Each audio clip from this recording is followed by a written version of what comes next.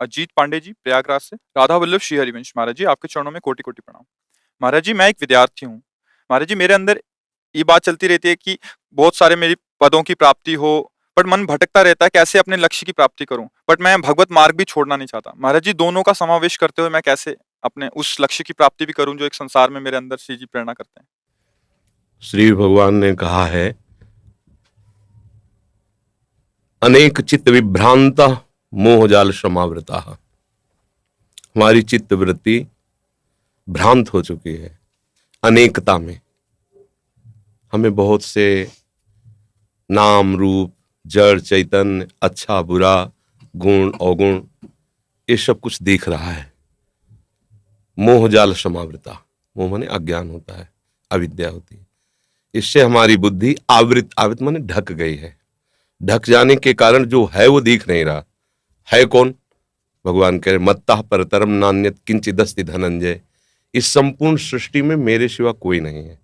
जब सृष्टि प्रभु ने रची तो किसी बाह्य सामग्री का कहीं भी किंचन मात्र कुछ नहीं था जो अभी दिखाई दे रहा है। वो सब मेरे प्रभु ही बने हुए हैं, प्रभु ही बनाने वाले हैं, प्रभु ही बनने वाले हैं।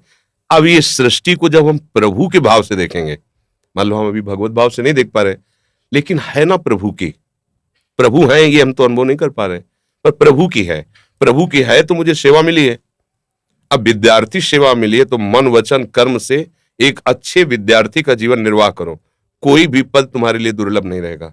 यदि आप मन वचन कर्म से विद्या को भगवान का स्वरूप मानकर अपना कर्तव्य भगवान की प्रसन्नता का हेतु रख करके विद्या अध्ययन करोगे तो विद्या भगवान प्रदान करते हैं। ये जो हम अपनी विद्या पढ़ के बुद्धि से करते हैं एक सीमित होती है, और जो भगवान विद्या प्रदान करते हैं तो असीम विद्या होती है, वो त्रिगुणातीत विद्या होती है, उसे कोई परास्त नहीं कर सकता। इसलिए बच्चा, विद्या भगवान का स्वरूप है, अध्ययन करना हमारी सेवा है। और हम किसी पद में पहुंचे या ना पहुंचे, बात समझो, हम भारत देश में पूजा करने के लिए पैदा हुए हैं। ये भारत देश हमारा पूजा स्थान है। प्रत्येक प्राणी हमारा पूज्य है। और हमें डॉक्टर बनावे, मास्टर बनावे, हमें पदाधिकारी बनावे तो हम पूजक होंगे, स्वामी नहीं होंगे। अगर हमारी ये भावना है तो हम एक किसान बनकर भी पूरे देश का हित कर सकते हैं। हमें एक डॉक्टर बनकर, एक मास्टर बनकर हम अपने भगवान की पूजा कर सकते। अगर पदाधिकारी का अभिमान पोषण करने के लिए पद और अपनी वासनाओं की पूर्ति के लिए, तो पद की आकांक्षा मत करना।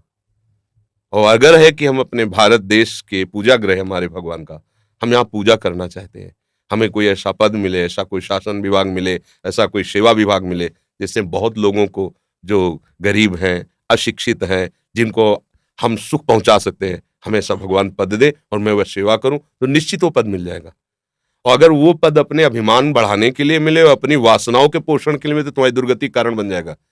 चाहे जितने बड़े पद में बैठे हो, अगर आप कहीं दूसरों का शोषण करने लगे, अधर्म द्वारा चलने लगे, तो आपकी दुर्गति हो जाएगी। क्योंकि ये पुण्य बल से कुछ समय के लिए मिला है, इसके बाद हट जाएगा। जब शरीर ही नहीं रहेगा तो ये पद कैसे रहेगा? और हमें शरीर मिला परम पद के लिए, जिसको कभी कोई भी नहीं हटा सकता, अविचल अविनाशी पद के लिए।